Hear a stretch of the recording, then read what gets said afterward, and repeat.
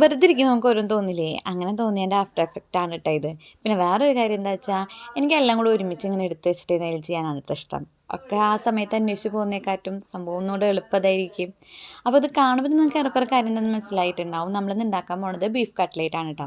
നമ്മൾ കഴിഞ്ഞ ദിവസം ബീഫും കൊള്ളി ഉണ്ടാക്കിയിട്ടുണ്ടായിരുന്നു. അതിൻ്റെ കുറച്ച് ബീഫ് ബാക്കി ഉണ്ടായിരുന്നു. അപ്പോൾ നമ്മൾ എന്ത് വിചാരിച്ചു, എന്നാൽ അതിനെ അങ്ങ് കട്ട്ലേറ്റ് ആക്കിയേക്കാമെന്ന്.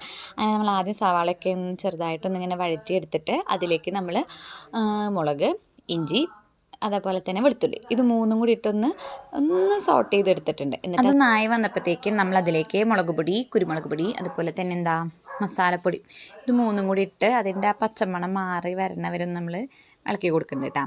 അത് കഴിഞ്ഞിട്ട് നമ്മൾ മിക്സിയിലിട്ട് അടിച്ച് വെച്ചിട്ടുള്ള ബീഫ് അതിലേക്കിട്ട് മിക്സ് ചെയ്ത് നല്ലപോലെ മിക്സ് ചെയ്ത് കൊടുക്കുന്നുണ്ട് കേട്ടോ. അത് കഴിഞ്ഞ് നമ്മൾ ഇത് നല്ലപോലെ മിക്സായ ശേഷം അതിലേക്ക് സ്മാഷ് ചെയ്ത് വെച്ചിട്ടുള്ള പൊട്ടാറ്റോസും നമ്മളിതിലോട്ട് ആഡ് ചെയ്ത് നല്ലപോലെ മിക്സ് ചെയ്ത് കൊടുക്കുന്നുണ്ട് കേട്ടോ. ഇത് ഒന്ന് ചൂടാറിയതിന് ശേഷം നമ്മളെടുത്തിട്ട് ബോൾസ് ആക്കിയിട്ട് പിന്നെ അത് ബ്രെഡ് ക്രംസിലും അതേപോലെ തന്നെ എഗ് എഗ്ഗിലും കൂടെ മിക്സ് ചെയ്തിട്ട് നമ്മളത്